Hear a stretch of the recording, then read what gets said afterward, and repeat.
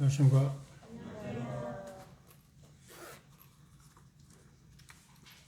오늘 지난 시간에 이어서 고린도서 3장에 있는 말씀 드리겠습니다. 동일하게 고린도전서 3장 10절부터 17절에 있는 말씀.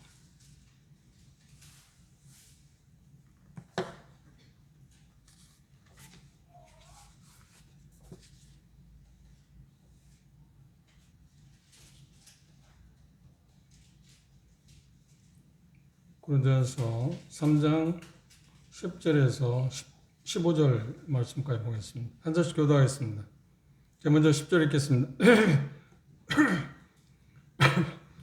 내게 주신 하나님의 은혜를 따라 내가 지혜로운 건축자와 같이 터를 닦아두매 다른 이가 그 위에 세우나 그러나 각각 어떻게 그 위에 세우기를 조심할지니라. 이 닦아둔 것 외에 능히 다른 터를 닦아둘 자가 없으니 이 터는 곧 예수 그리스도라. 만일 누구든지 금이나 은이나 보석이나 나무나 풀이나 짚으로 이 터 위에 세우면 각 사람의 공적이 나타날 터인데 그날의 공적을 밝히니 이는 불로 나타내고 그 불이 각 사람의 공적이 어떠한 것을 시험해 볼 것이라. 만일 누구든지 그 위에 세운 공력이 그대로 있으면 상을 받고 누구든지 그 공적이 불타면 해를 받으리니 그러나 자신은 구원을 받되 불 가운데서 받은 것 같으리라. 그리스도의 심판대에 대해서 이야기하고 있습니다. 지난 시간에 본 것처럼 바울사도는 자기 자신을 가리켜서 어떤 기초를 놓는 사람으로 표시했습니다. 집을 짓는데 우리가 상식으로 알고 있는 것처럼 터가 있어야 합니다. 집터가 있어야죠. 그러면 집터가 있으면 그 위에 집을 짓기 위해서는 우리 일상적인 면에서 보면 설계를 합니다. 그리고 설계된 다음에 설계 도면에 따라서 어떤 재료를 써야 할 것인가를 선택하고 집을 짓기 시작합니다.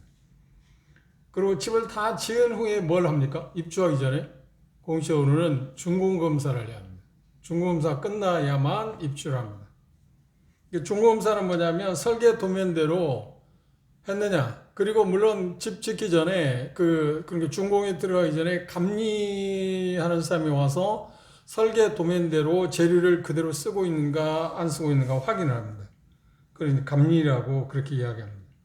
철근의 크기, 그 다음에 철근의 간격, 그리고 시멘트의 그 농도, 여러 가지 하여튼 건축 자재 하나하나가 설계 도면에 나와 있는데 그 도면대로 잘하고 있는가 없는가 하는 것을 확인하기 위해서 감리를 합니다. 그런데 그냥 직역을 하면 그런 감리하는 사람들이 거의 잘 안 나옵니다. 그냥 자연스럽게 자기 집 지으니까 잘하겠지 하고, 그리고 나중에 준공할 때는 크기, 정확하게 설계 도면에 대해서 크기를 정확히 했느냐, 크게 했을 경우 문제가 되지 않나요? 그래서 이제 그런 부분들을 주로 검사하고 법적으로 문제가 있는가 하고 그게 없으면 중공검사를 때려줍니다. 근데 법적으로 문제가 있으면 그걸 보완한다든지 아니면 그 크기를 크게 했을 때를 잘라내야 한다든지 그런 일까지 해서, 아니면 설계 변경을 해서 잘라내지 못할 경우에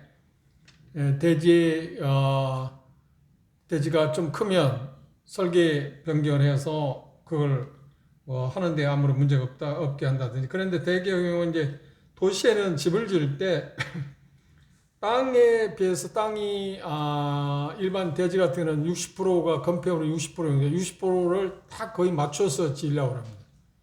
땅값이 비싸니까. 그래서 얼만큼 하느냐면 59점 몇 프로. 그래서 거기 조금만 커지면 60%가 넘어버리잖아요. 그럼 이제 심각한 문제가 될 수 있습니다. 그런 것까지 세밀하게 조사하고 크기도 재고, 그래서 그게 문제가 없으면 중공검사를 줍니다. 중공사를 허락하면 이제 세금 내고 자기가 가서 살게 됩니다. 그게 일반적으로 집을 지을 때 그런 모습입니다. 그런데 바울사도는 여기에서 당시에 설계 도면이나 그런 표현을 하지 않았지만 여기에 지금 우리가 현대에 와서 집 짓는 모양과 비슷한 이야기를 했습니다.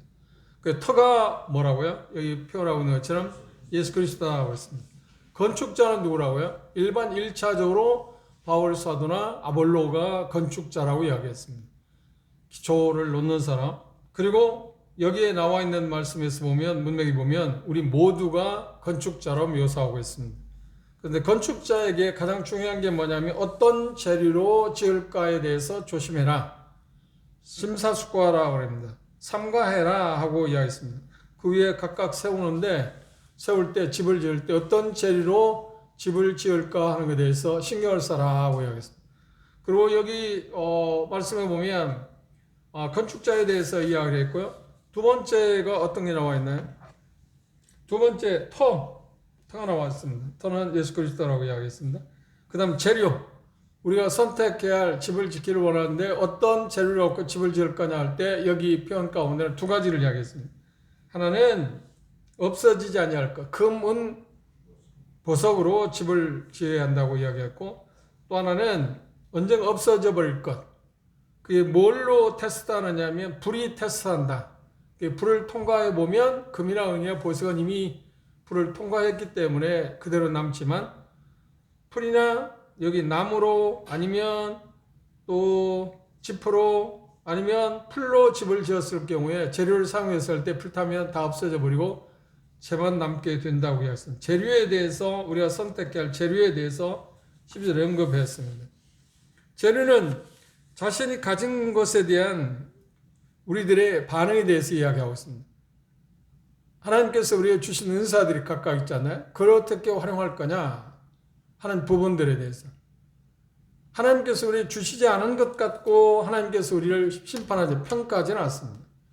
여기 대단히 중요하게 생각해야 할 게 뭐냐면 이 그리스도의 심판대는 언제 일어나냐면 우리가 휴거되면 하늘에서 공중에서 그리스도의 심판대 앞에 서게 됩니다. 여기 이 자리는 정죄의 자리가 아니고 심판의 자리라고 표현하는 것보다는 가장 좋은 표현이 시상대입니다. 시상대. 그동안 예수 그리스도를 믿고 이 땅에서 어떤 일을 했는가 그 행한 일에 대해서 보상하는 그 자리가 어떤 거냐면 그리스도의 심판대라고 이야기하고 있습니다. 그 본문에서 지금 이야기하고 있는 부분입니다. 그런데 거기에 좀 첨언해서 이야기한다면 우리 지난번에 찾아봤지만 고린도 후서 5장을 한번 보실까요?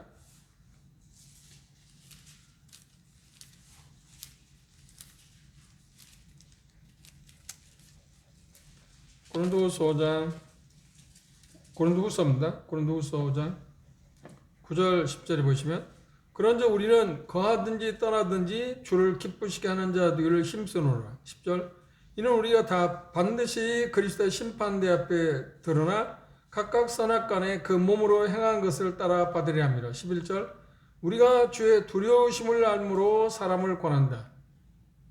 이 그리스도의 심판대에서 이야기할 때 바울사들은 우리가 생각해야 할 게 뭐냐면 첫째 그리스도를 주님을 사랑한 마음으로 해서 그 어떤 일을 해야 한다고 이야기하고 또 하나는 심판이 있기 때문에 보상이 있기 때문에 반드시 그걸 바라보면서 두려움으로 임해한다. 두려움을 갖고 그것에 임해야 한다고 이야기를 하고 있습니다. 근데 여기 말씀 가운데서 보시면 뭐라고 표현했냐면 이렇게 표현했습니다. 자 10절에 보면 이는 우리가 다 반드시 그리스도의 심판대 앞에 드러나 각각 선악간에 선악이라고 할 때 우리가 일반적으로 하는 거 선하고 악한 것에 대해서 이야기하기 쉽습니다. 그런 의미가 아니고 지금 본문에서 고린도전서 3장에 이야기하고 있는 대로 선하다고 하는 것은 뭘로 집을 지은 사람 같은가요? 금이나 은이나 보석으로 집을 짓는 사람이고 여기 악이라고 표현했을 때는 뭔가요? 나무나 풀이나 지프로 집을 짓는 사람에 대한 은유적인 표현을 그렇게 이야기했습니다. 그러니까 여기에서 금이나 은 같은 걸로 지었을 때 더할 나위 없는 어떤 충성스러움 하나님께서 내게 주어진 그 은사를 충성스럽게 감당하는 것에 대해서 이야기하고 있다면 나무나 풀이나 짚은 뭔가요? 여기 표현한 것은 악이라고 표현했어요. 가치 없는 것, 평가할 수 없는 것들, 수혜칠 가치가 없는 것들에 대해서 여기 악이라는 표현을 썼습니다. 우리가 생각하는 일반적으로 그 악을 말하는 게 왜냐하면 이 자리는 정죄의 자리가 아닙니다. 우리가 그리스도를 믿고 나서 네가 어떤 죄를 지었느냐 하고 묻는 자리가 아닙니다. 왜냐하면 이미 우리가 지은 죄에 대해서 예수 그리스도의 십자가에 못 박혀 돌아갈 때 그 문번은 정죄의 문제는 다 끝났잖아요. 그리고 이 자리는 주님을 믿고 살아오면서 어떤 삶을 살았느냐 하는 것에 대해서 평가를 하는 자리이기 때문에 이 선악간이라고 하는 말은 우리가 생활하는 의미에서 그건 선과 악이 아니고 가치 있는 일로 집을 지을 거냐 아니면 무가치한 가치 없는 재료를 갖고 집을 지을 거냐 하는 이야기를 고린도후서에서는 이야기했고 고린도전서에는 그것을 뭐라고요? 금이나 은이나 보소로 집을 지은 사람을 선이라고 표현했고 나무나 풀이나 짚으로 집을 지은 사람을 악이라고 표현했습니다. 무가치한 없어질 것. 그것에 대해서 여러분들이 좀 생각하시면 도움이 될 거라고 생각합니다. 그 다음 네 번째 사항이 있는데 여기 보면 뭐라고 하냐 뭘로 테스트하느냐는 겁니다. 뭘로 테스트하느냐는 겁니다. 테스트하는 것은 뭐냐면 집을 지었는데 오늘날 말하면 준공검사하는 겁니다. 그런데 여기 그리스도께서 우리를 심판하실 때 테스트하는 건 뭐냐 불로 심판한다. 불로 심판한다고 하는 말은 뭐냐면 새 건물이 대개 우리가 이야기할 때 그렇게 이야기하잖아요. 불로 심판한다는 말은 어떤 상징적인 의미입니다. 그 재료를 좋은 걸로 썼느냐 안 썼느냐 불이라고 하는 것을 통과해서 남을 수 있느냐 남을 수 없는 거냐 하는 것을 테스트하는 그 재료가 뭘로 표현하냐면 불이라고 하는 표현을 했습니다. 예수 그리스도에서 오시게 되면 우리 모든 그리스도인들은 내가 구원받고 난 이후에 어떻게 살았느냐는 삶에 대한 것을 보고를 합니다. 로마 14장에서 뭐냐면 직고한다고 이야기했어요. 직고한다는 말은 회개 장부를 다 제출한다고는 그런 의미를 하고 있습니다. 내가 어떻게 살았냐 하는 것을 하나님 앞에 다 들추어내야 합니다. 회개 장부를 검사받는다는 그런 의미가 있는데 그렇게 표현하고 있는데 여기 본문에서는 불로써 그것들을 테스트한다. 오늘날로 말하면 집을 짓는다는 준공검사하는 것과 같은 것입니다. 그래서 법적으로 그리고 올바른 재료를 다 제대로 잘 사용했는가 하지 않았는가 하는 그런 부분에 대해서 이야기하고 있습니다. 그리고 다시 말씀드리면 이 자리는 형벌의 시간이 아니고 뭐라고요? 상을 주는 시입니다. 시상식. 그 차이를 꼭 기억하셔야 합니다. 그런데 대다수는 이걸 잘 몰라가지고 대단히 어떤 잘못된 생각을 갖기 쉽습니다. 그렇지는 않습니다. 왜 그러냐 이 보는 가운데 나무나 풀이나 집으로 집을 지었을 때 불로 태워지면 죄만 남지 않나요? 그런데 그 사람에 대해서 이 14절에 뭐라고 하냐면 만일 누구든지 그 위에 세운 공력이 그대로 있으면 그러니까 불로 태웠는데도 금이나 은이나 보석은 그대로 있잖아요. 그러면 상을 받겠지만 15절에 보면 누구든지 공력이 불타면 나무나 풀이나 짚으로 집을 지었을 경우는 재료를 사용했을 때 불을 태우면 다 타버리잖아요. 죄만 남잖아요. 그 사람에 대해서 말하는데 그러나 자기는 구원을 얻되 불 가운데서 구원을 얻는다 이야기했습니다. 그렇죠? 이 은혜진 표현이 히브리서 대단히 난해 구절이라고 하는데 히브리서 6장에서는 뭐라고 표기했냐면 이렇게 표현했어요. 히브리서 6장을 돌아서 볼까요? 히브리서 6장은 성경에서 가장 난해한 구절이라고 이야기하고 있는 구절이 있습니다. 히브리서 6장 7절 8절에 보시면 땅이 그 위에 자주 내리는 비를 흡수하여 밭 가는 자들이 쓰기에 합당한 채소를 내면 하나님께 복을 받고 그렇죠? 합당한 채소를 내면 복을 받고 반대로 만일 가시와 엉겅퀴를 내면 버림을 당하고 저주에 가까워 그 마지막이 뭐라고요? 불사람이 될 거다. 그럼 이 말씀을 잘 보십시오. 엉겅퀴 그러니까 뭔가 합당하지 않을까. 그러니까 여기 히브리서 6장에서는 성장해야 하는데 성장하지 않은 사람에 대한 것을 이렇게 표현하고 있습니다. 성장해야 한다. 앞으로 나아가야 한다. 4장에서 계속 연결하면 문맥을 보면 그렇게 표현됐습니다. 그런데 성장하지 않는 못하는 사람을 뭘로 표현하냐면 마치 그의 삶이 가시와 엉겅퀴를 생산하는 사람처럼 보인다. 성장한 사람은 채소를 내는 사람 같다. 그러면 가시와 엉겅퀴를 낼 때 불사르지 않나요? 불사르면 가시와 엉겅퀴는 어떤가요? 다 사라져 버리잖아요. 사라져 버리지 않나요? 그렇죠? 그런데 그 땅은 어떤가요? 땅은 그대로 있잖아요. 땅은 그대로 있잖아요. 여기 지금 고린도서 3장에서 이야기랑 똑같은 이야기예요. 불태워졌지만 터는 어떤가요? 그대로 있습니다. 터는 앞서지는 게 아니에요. 그러니까 불 가운데서 구원받는다는 말이 그런 뜻이에요. 구원은 상실되지 않는다. 단지 뭐가 없다고요? 보상을 받지 못한다. 그런데 이 부분에서 우리가 조심해야 할 게 뭐냐면 보상이 그렇게 중요한가? 아니 보상 참 중요한 거죠. 왜 그러냐면 이 그리스도 심판에 대해서 성경의 전체적인 맥락에서 접근하면 여러 시간을 공부해야 합니다. 실상. 성도 집회에서 제가 지난주에 이야기했지만 영인교회에서도 이 그리스도의 심판에 대해서 3일 동안인가 제가 근데 그 자료를 찾아보니까 날짜는 안 나와 있어요. 날짜는 안 나와. 지금은 메시지를 어디에서 전하면 날짜를 대개 적는데 그 당시에는 날짜는 정해져 않았는데 이 부분에서 동선에서 하고 나서 이 상태에 이제 있을 때 제 기억으로 그것이 좋다고 하는 말은 이 상태에 이제 그 뭐더래 처형이 동설이 있잖아요. 그 소식을 듣고 용인에서도 그 메시지를 전해주면 좋겠다. 3일인가 아마 뭐 가까우니까 왔다 갔다 하면서 제가 전한 기억이 나는데 여러 지역교회에서 이 부분에 대해서 그리스도 심판대에 대해서 그 메시지를 전한 성도 집회를 한 일이 있습니다. 그런데 그 내용에서 우리가 조심스러운 게 뭐냐면 상을 받고 못 받는 것이 그렇게 중요한 거. 구원 받으면 됐지. 불 가운데서 구원 받으면 됐지. 뭘 더 이상 할 게 있느냐. 그런데 여기서 우리가 조심스럽게 생각할까. 첫째가 뭐냐면 상 받기 위해서 어떤 것을 하는 건 아닙니다. 상을 받기 위해서 상 때문에 어떤 일을 하는 거예요. 동기 자체가 그것은 좋은 게 아닙니다. 하나님을 위해서 우리가 봉사하는 일에서 주님을 섬기는 제일 중요한 게 뭐냐면 동기입니다. 뭐 때문에 그 일을 하느냐는 겁니다. 주님의 사랑? 주님의 사랑이 우리가 권고한다고 하잖아요.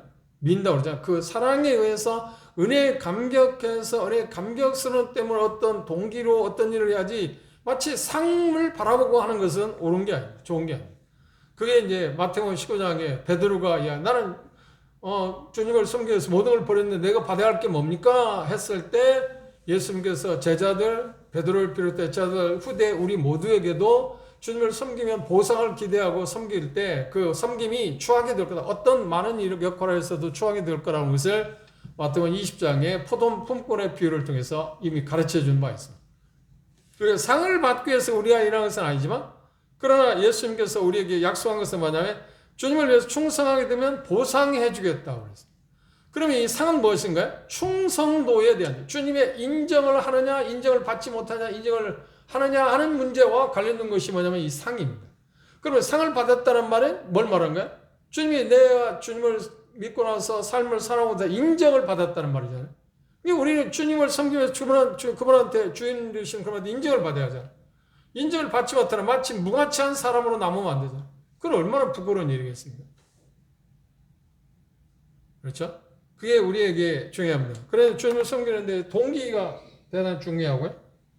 그리고 우리는 그 집을 짓는다고 할 때 금이나 은이나 보석이라고 하는 나무나 풀이나 지푸로 해야 하는데 그건 우리의 삶에 대해서 행위, 우리의 행위로 어떤 행위를 할 거냐 하는 것에 대한 이야기를 그렇게 은유적인 표현을 했습니다. 또 하나는 뭐냐면 어떤 거냐면 우리는 우리의 섬김으로 그렇죠? 봉사라고 이야기합니다. 헌신, 봉사, 그런 여러 가지 표현을 했습니다. 그것으로 우리는 건축하고 있습니다. 그런데 그것이 보상을 받을 수 있느냐, 상을 받을 수 있느냐, 없느냐 하는 것은 뭐로 테스트하는 거예요? 불로서 테스트해 봅니다. 태워봐서 남으면 상을 받고 그렇지 않으면 상을 받지 못한다. 그래서 우리 중에는 여기 표현하고 있는 것처럼 공력이 남아있어서 상을 받는 사람이 있고 공력이 다 불타버려가지고 상을 받지 못한다. 그래서 마치 불 가운데서 구원받는 사람. 그럼에도 불구하고 그는 구원을 잃지는 않는다. 구원 안 잃었으면 됐지 뭐 상까지 기대하는 것은 너무 호강 아닌가 생각할지 모르지만 그렇지는 않습니다. 자, 계시록 한번 볼까요? 이 상급에 대한 것은 생각보다 심각한 게 우리에게 있습니다. 받아도 되고 안 받아도 되고 하는 문제가 아닌데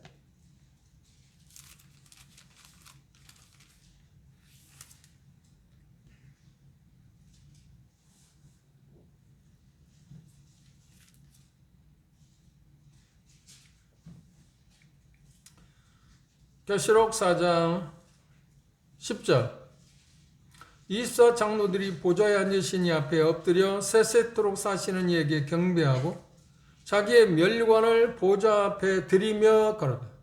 각각 자기들의 면류관, 성경에는 5개의 면류관이 나와 있습니다. 그 면류관 받은 보상입니다. 그리고 이 면류관이란 말은 뭐냐면 상에 대한 표시인데 상징적인 건데 상은 뭐라고요? 주님이 인정하시느냐, 인정을 받느냐, 못 받느냐 하는 것입니다. 그런데 그 24 장로들은 교회를 대표하는 분들인데 이분들은 각각 주님 앞에 충성스럽게 삶을 살기 때문에 보상을 받았습니다. 그래서 그 각각 5개의 멸류관이 있는데 어떤 멸류관인지 모르는데 그 멸류관을 주님께 드리면서 경배하고 있습니다. 그래 한번 연상해. 그 자리에 우리가 할 겁니다. 그런데 다른 형제자매들은 주님 앞에 충성스럽게 살아서 어떤 멸류관을 받아서 그걸 드리며 경배를 하는데 나는 그분에게 드릴 게 없다 생각했어요. 그래도 그냥 구원 받았으니까 된다? 그거 얼마나 불길한 이야기. 그래서 하나님이 우리에게 이렇게 경고합니다. 요한계시록 3장을 볼까요?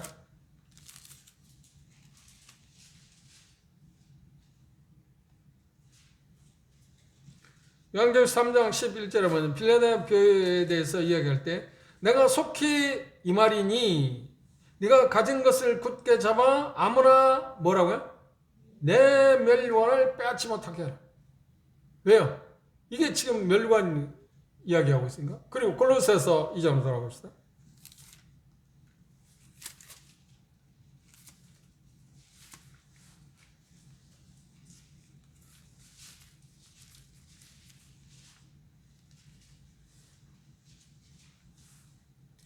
골로새 2장 18절에 누구든지 일부러 겸손함과 천사 숭배함을 인하여 너희의 상을 뭐라고요? 빼앗지 못하게. 상을 잃는 일을 하지 마라. 이게 얼마나 중요한 일이면 이렇게 이야기했을까요? 제가 그 부분에 대해서 이야기할 때 그런 이야기를 했습니다.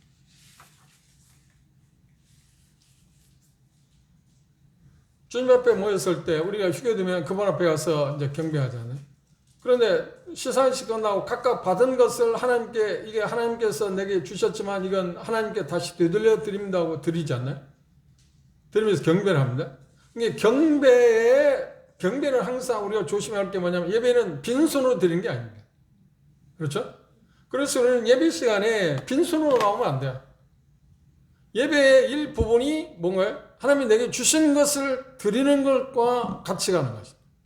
근데 까딱 잘못하면 예배를 빈손으로 드리는 거라고 생각해요. 아니, 구약에서부터 하나님께 경배하는 사람 빈손으로 나온 일이 없습니다. 얼마나 많은 걸 갖고 나오냐는 것은 그렇게 중요하지 않습니다. 그러나 다 하나님께 경배할 때 무엇인가를 갖고 나왔습니다. 그게 경배의 표현입니다. 그렇죠? 우리 오늘 예배 시간에 헌금하는 것이 바로 경배의 표현 방식입니다. 그 예배, 하나님께 가치 있는 분이기 때문에 우리에게도 가치 있는 재물의 일부분을 하나님께 드립니다. 하나님을 통해서 경배하는 거죠. 예배하는 거죠. 근데 그거 없이 예배한다는 것은 일종의 어떤 표현을 하냐면 진정한 예배가 아니고 반쪽 예배에 불과한 거예요. 그런데 그렇게 하는 사람이 그리 많지 않죠. 실상 그렇습니다. 그런데 이 멸관은 상급에 대한 이야기인데 그것들을 다른 사람들은 다른 형제자매들은 들은데 나는 들으지 못할 때 그 아픔이 얼마나 할까요?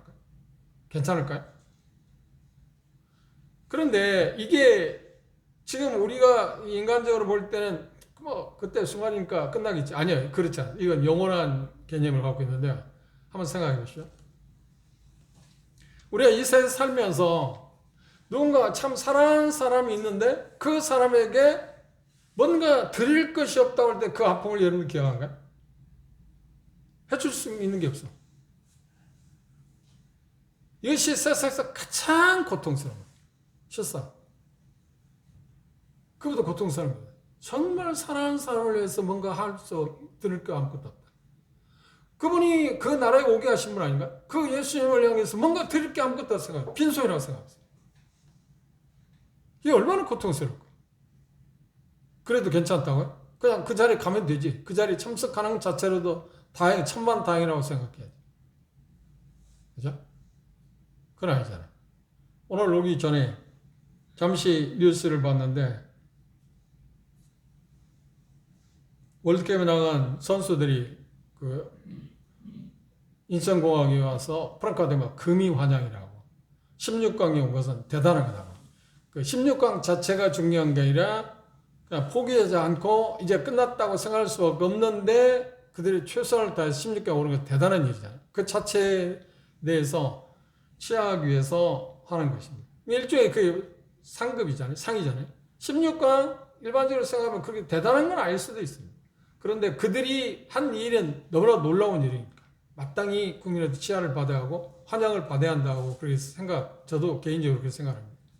그런데 만일 경우 그들이 그런 업적이 없이 귀국했다고 생각한 것이죠. 그럼 귀국하는데 사람이 갔겠나? 그럼 환영 뭐 그런 걸 할까요? 그 공항에서? 전혀 하지 않습니다.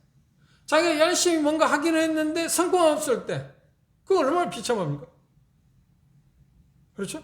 근데 우리가 예수님을 믿고 나서 거듭나서 주님을 섬기면서 섬긴다고 뭔가 하기는 했는데 그분의 인정을 받지 못한다. 인정받는 게 하나도 없다고 생각합니다. 그건 얼마나 비참하니? 그래도 괜찮다고요? 아니요. 그때 그 자리에 가보면 생각보다 다를 겁니다. 생각보다.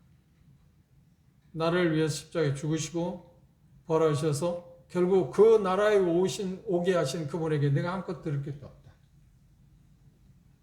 정말 나를 사랑하신 분 아닌가? 그리고 나를 사랑해서 십자가에 죽으신 분 아닌가? 그리고 나를 구원하신 분 아닌가? 그렇게 사랑하는 분을 위해서 내가 아무것도 드릴 게 없다? 빈손이다? 그래도 괜찮을 거라고?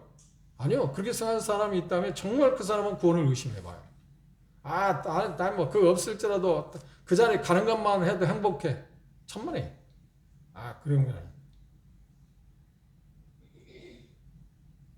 그래서 오늘 우리 주어진 시간에 하나님께서 우리에게 주어진 것에 대해 충성하는 거예요. 그게 크든 작든 간에 그렇죠? 그게 중요한 거예요. 그리고 여기 창에 대해서 이야기하고 있는데 멸관의 종류가 성경에 보면 5가지 나와 있습니다. 상급에 대한 표현을 뭐라고 하냐? 멸관이라고 표현했어요. 우리는 멸관을 잘 알잖아요. 지금 바울사는 이야기하면서 그 고린도에 그 당시 오늘날 세계적으로 그 올림픽 경기가 있고요. 2년마다 하는 뭐가 있나요? 아시아 경기가 있잖아요. 그런데 고린도에는 로마 그 속국에 있는 사람들이 하는 지금으로 말하면 올림픽 경기가 있었고요. 고린도는 2년마다 주기적으로 하는 일종의 그런 특수한 경기, 올림픽 경기는 아니고, 그러니까 로마 속국의 전체가 하는 경기가 있고, 고린도 지역에서 하는 경기가 있는데, 그것을 바울사도는 봤습니다. 그리고 그 당시에 우리도 요즘에는 우리나라 시간이 많이 흘렀는데도 다른 경기는 메달을 주지 않나요? 그렇죠? 메달을 줍니다. 그런데 마라톤 경기는 메달도 주지만 또 뭣도 주는 거야? 월경을 주잖아요. 멸관, 그렇죠. 멸관은 뭐냐면 상급에 대한 상징적인 것이다.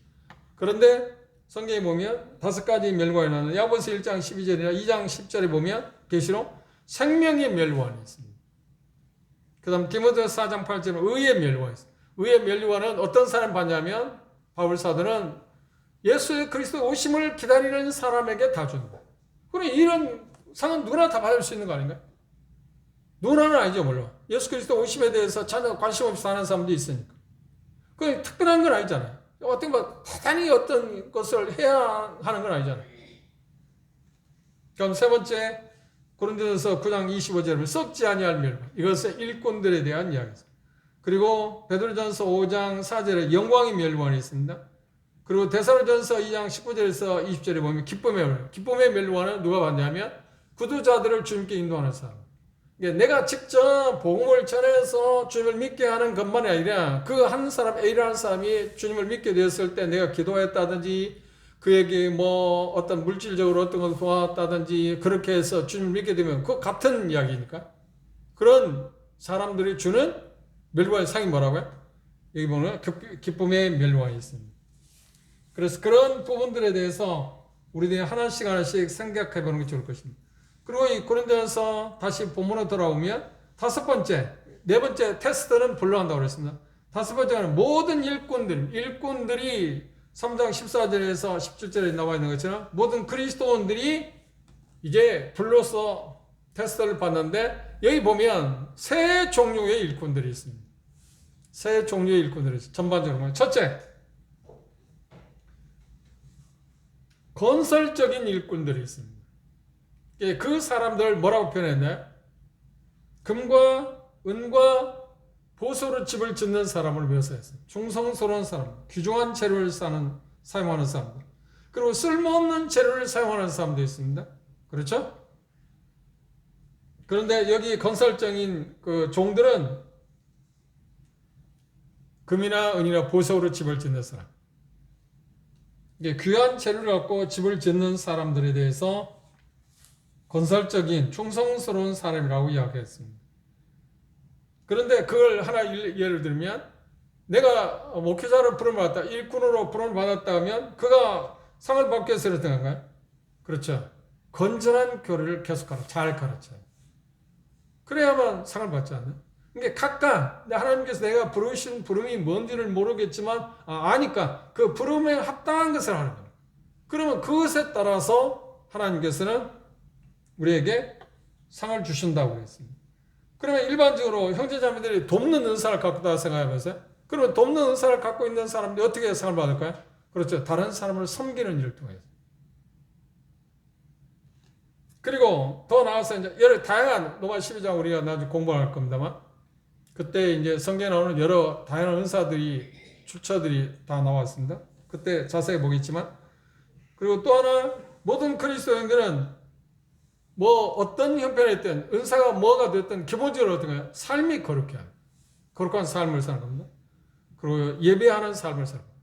그 사람들에게 하나님께서 우리에게 상을 주시겠다고 이야기했어요. 그러니까 각각 다르죠.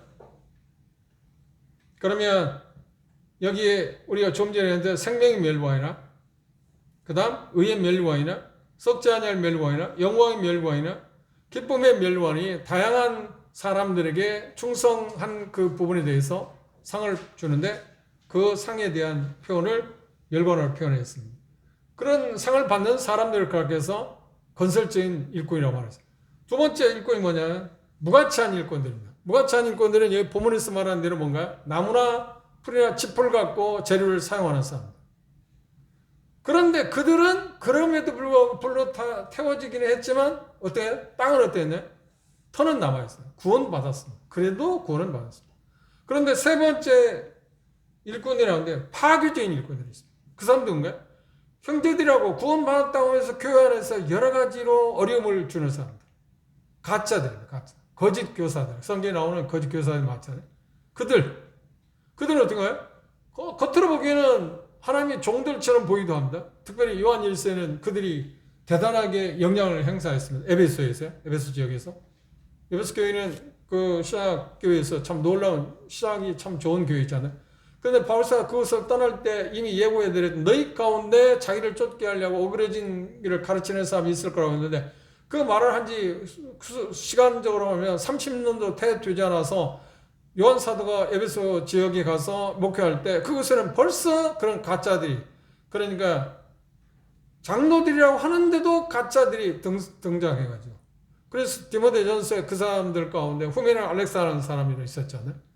그래서 이제 출교당하기도 하고 그런 사람들 그러니까 지역교회 내는 그런 가짜들이 가짜 일꾼들이 생각보다 많다는 거예요.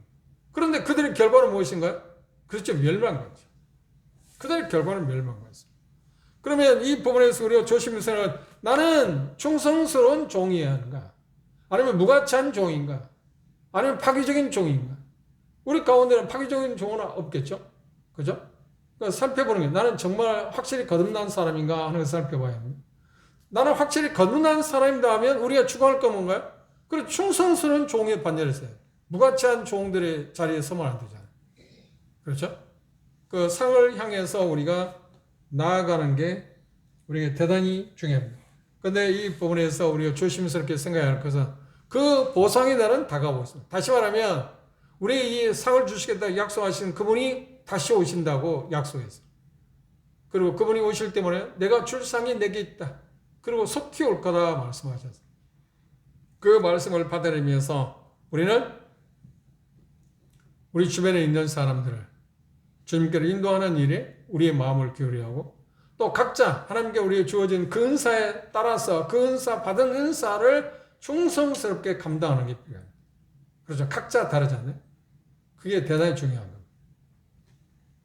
그 부분들을 우리가 이 본문을 통해서 생각하면서 그 일을 언제 할 수 있다? 우리가 살아있는 동안에 아니면 그분이 오시기 전에 현재 그러니까 쉽게 이야기하면 현재 우리가 어떤 일을 할 거냐에 달려 있습니다. 내일은 우리에게 주어진 시간이 아닙니까? 그리고 어제는 이미 지나가 버렸습니다. 어제 일 아무리 후회한다고 해도 의미가 없잖아요. 뭐 돌이킬 수 있는 게 아닙니까? 이 말씀을 생각하면서 우리가 조심하게 생각할 건 뭐냐면 그러면 내가 오늘 어떻게 살 거냐? 오늘 어떻게 살 거냐? 어떤 걸 바라보고 그분이 오늘 오실 수 있다는 그 믿음을 갖고 오늘 내게 주어진 일을 해야 합니다. 충성스럽게 해야 합니다. 이게 대단히 중요한 거예요. 제가 이것과 관계된 이야기. 어제 우리 집에 몽골에 형제님이 한 분이 건강 문제로 한국에 나왔습니다. 근데 제가 6년 전에 갔을 때 운두랑 교회인데 울란바토르에서 한 6시간 가야 하는 거리에 있어요. 그때 그 장르사에 갔는데 장르사에서도 가깝게 지냈고 많이 교제도 했고 성실한 그런 형제님이 있어 좋은 시간을 가졌습니다. 그래 한국에 나왔는데 심근경색 때문에 와서 그 예수번에 와서 그 스탠스는 박을 정도는 아니고 풍선을 집어넣은 그런 수술이 아닌 시술이죠. 그 소식 듣고 오늘 새벽 오늘 8시 반인가 출국한다고 소식 듣고 어제 그저께 통화해가지고 우리 집에 어제 점심때 초청을 했습니다. 그래서 이제 맛있는 걸 대접해 드리고 보냈는데 집사람이 그런 이야기 했어요. 그 형제님 갈 때 여비를 좀 드렸어야 하는데 나도 잊어버렸고 우리 집사람도 잊어버렸어. 그래서 그때 아침 식사할 때거든요. 그래서 언제 시간이 온가 8시쯤 그 생각이 난 거예요. 근데 8시면 이미 공항에 도착해가지고 이미 어떻게 됐나요? 비행기 타고 이미 들어가 버렸죠. 그렇지만 아주 좀 시간만 있으면 거기 간 그 박사님한테 전화해서 내가 얼마의 여비를 그분에게 드리고 싶으니까 드릴 수 있냐? 돈이 있냐? 있다고 하면 드려라. 그러면 내가 만나서 주겠다. 그럼 계좌번호 알려주면 드리겠다. 그런데 그럴 시간이 없어요. 지금 제가 이야기하는 것은 제게 하나님께서 그 기회를 내게 주었는데 그 기회를 놓쳐버린 거예요. 물론 작은 면에서 나를 접대한 것은 하나님이 알아서 할 겁니다. 그걸 받기 위해서 어떤 상을 받기 위해서가 아닙니다. 그분의 그 관계 때문에 어렵게 한국에 왔는데 그분에 대해서 형제로서 마땅히 대접하는 게 필요하다 해서 초청해서 하긴 했지만 그래도 그분이 사는 거하고 제가 사는 거하고 비교할 수 없잖아요. 그래서 그래도 저는 그래도 좀 여유 있으니까. 그렇죠? 몇십만 원 준다고 해도 문제 되는 건 아니니까. 그걸 놓쳤다. 하나님은 그 기회를 줬는데 그걸 놓쳤네. 하는 생각을 했습니다. 항상 제가 이야기하고자 뭐냐. 오늘이라는 시간에 할 수 있을 때 그래야 합니다. 그럼 지나고 나면 할 수가 없잖아요. 지나고 할 수 없죠. 그런데 처음 무대에서 말씀드린 것처럼 그런 일을 할 때 꼭 상을 받고 하나님한테 인정받기 위해서 하는 것은 아닙니다. 우리가 그걸 할 때 은혜로 하나님이 인정한다고 하나님이 인정한다는 표시로 뭘 준다고요? 우리가 상을 주는 거죠. 그런데 대단히 중요한 것은 뭐냐? 이 상은 그냥 그리스도의 심판대에서 받고 그는 끝나는 게 아니라 그 효력은 영원히 지속되는 거예요. 그 일시적인 게 아닙니다. 왜? 하나님의 공의 때문에 그랬어요. 생각해보세요. 믿지 않는 사람이 지옥 갈 때, 지옥에 와서 심판을 받을 때, 죄에 대해서 경중에 따라서 지옥에도 차등이 있다고 그러잖아요. 예수님이 그렇게 말씀하셨습니다. 그런데 차등이 있는데, 그들이 지옥에 와서 고통을 느낄 때, 그게 그냥 일순간에 끝나는 거예요? 아니, 그건 지속되는 거잖아요. 그럼 보상이 효력되는 거예요? 그것도 지속되는 거예요. 그것도 지속되는 거예요. 그게 어떻게 다를 거냐 하는 것은 성경에 여러 가지로 이럴 거다, 저럴 거라고 생각할 수는 있긴 하겠지만, 쉽게 말하면, 이렇게 얘기했어요. 구원받고 자기 마음대로 사는 사람하고, 그렇죠? 그런 형제자매들하고, 충성하고 헌신하고 여러 가지 어려움을 겪으면서 주님을 섬긴 사람들하고 하늘나라에 가서 똑같이 대우를 받아야 한다고 생각하십니까? 순간적으로 시상이 끝나서 그러고 끝나는 건가요? 끝난다고 생각하십니까? 아니, 하나님의 공의는 그걸 말하지 않습니다. 그것 때문에 우리는 이 땅에서 오늘 우리가 주어진 일들에 대해 충성스럽게 할 이유가 있습니다. 괜찮아요? 그런데 많은 사람들이 생각하기를 아마 그것이 상을 받고 그 상에 대한 어떤 가치를 누리는 것은 천년왕국에서 누릴 거다. 마치 예를 들면 문화에 비해서 10골을 차지했다, 5골을 차지하는 행정구역 자체가 다른 것처럼 그런 쪽에 차이가 있을 거라. 물론 그런 쪽에 차이가 있을지 모르지만 그것은 끝나는 게 아니에요. 우리 쪽에 생각한다면 쉽게 표현한다면 그런 것이다고 이야기는 할 수 있지만 그럴 정도는 아닐 겁니다. 그런 부분은 아니에요. 그런데 그게 주어진다고 해도 영원한 세계까지 그 영향을 미친다. 그것 때문에 우리는 오늘을 잘 살아야 할 이유가 있어요. 한번 생각해 보세요. 일반적으로 대학이나 뭐 학위 수여식, 곧 학위 수여식이랍니다. 그 뭐 대통령 상 받고 할 때 그때잖아요. 그때 끝나지, 거의 끝나죠. 물론 그것이 자기가 취업하는데 내가 대통령상을 받았다 일종의 하나의 스펙이 되니까 그런 것이 어떤 영향을 미칠 수 있지만 그러나 이 땅에서 어떻게 오래 지속되는 그 효력을 오래 발생하는 게 아니죠. 그때 이제 되게 끝나잖아요. 그런 것을 우리가 이 세상에 보아왔기 때문에 그리스도 심판대 시상식도 그때뿐일 거다. 천만에. 그거 오해하지 마세요. 절대 그렇지 않아요. 하나님의 공의는 그렇지 않습니다. 하나님의 공의는 지옥의 심판이 지속되는 것처럼 상 자체도 효력도 지속될 거다. 그런데 그것 가운데 하나 표현한다면 똑같은 자녀들이잖아요. 우리는 다 같은 하나님의 자녀들입니다. 하나님의 자녀들이지만 여러분들 지금 여기 앉아있는데 쉽게 쓴다면 쉽게 설명하면 하나님하고 예란이 두 딸이 있습니다. 그래 예란이가 아버지의 어머니에 대해서 느끼는 그 향유하는 그 정서적으로 느끼는 분량하고 하나님과 느끼는 분량이 차이가 있을까요? 똑같을까요? 차이가 있어요. 똑같은 아버지가 똑같은 딸입니다. 그리고 어떤 때 더 그게 두드러질까요? 아버지의 말씀을 순종적으로 살아갈 때 아버지와 어머니에게서 받는 그 사랑을 느끼고 누리는 정도의 차이가 달라지잖아요. 자녀는 똑같은 자녀. 자녀는 똑같은 자녀. 이걸 더 쉽게 말한다면 그럴 거라고 확실히 말하지만 쉽게 표현해서 그럽니다. 오해하지 마시고. 여러분들이 어렸을 때 땅 따먹기 해봤나요? 땅 따먹기 해봤죠. 나도 남자인데도 땅 따먹기 해봤거든요. 그런데 그것 갖고 싸우고 그러다가 엄마가 야 밥 먹으라는 게 아니라 언제 그런지 싹 놓고 가버리잖아. 우리 세상에 살면 마찬가지 그런 거야. 소곱장도 같은 거야. 자기들은 막 그거 네가 좀 더 버렸니? 네가 더 높니 나쁘니 뭐하고 시시매어 하다가 주님이 오라면 싹 놓고 가요. 그게 우리나라 삶이거든요. 지금 소곱장도 같은 거야. 땅 따먹기 할 때 영역이 있잖아요. 자기가 잘하면 만약 영역이 많잖아요. 그것처럼 주님 나라의 상에 대한 차이가 뭐냐면 영역 정도가 다를 거야. 그런데 그건 자기만 아는 거야. 다른 사람 몰라. 자기만 아는 거야. 무슨 말 이해하시겠어요? 그리고 우리가 이 땅에서도 주님 앞에 예배 드릴 때 형제들이 똑같은 10명의 형제들이 예배 드릴 때 예배 드리는 그 정도의 차이가 똑같을 거라고 생각해요? 다를 거라고 생각해요? 형제들이 다 다르죠. 하나님의 사랑을 향유하는 정도의 차이가 다릅니다. 경배할 때. 그렇죠? 이 땅에서 육신을 갖고 그러면 하늘나라 갔을 때 부활체로 영원한 몸이 됐을 때 상을 받고 안 받고 하는 차이가 뭐냐면 마치 그런 차이가 있을 거예요. 하나님께 경배하는데 더 그리고 여러분도 그런 자매님들이 그런 경험을 없기는 하지만 그런 생각을 가졌어요. 형제들 예배 드릴 때 정말 하나님 앞에 하나님과 상임이 좋은 그런 상태에서 할 때는 하나님 앞에 더 정말 진정을 다해서 모든 힘을 다해서 경배하고 싶은 생각이 있어요. 그렇지 못할 때 고통을 느끼기도 하고 그러잖아요. 그러면 주님 나라에 갔을 때 어떨까요? 우리가 주님 나라에 갔을 때 그분을 직접 봤을 때 어떤 마음을 가질까요? 그런 마음이 꿀떡받을 거예요. 그런데 이 상에 대한 차이가 뭐냐면 바로 그 차이가 있을 거예요.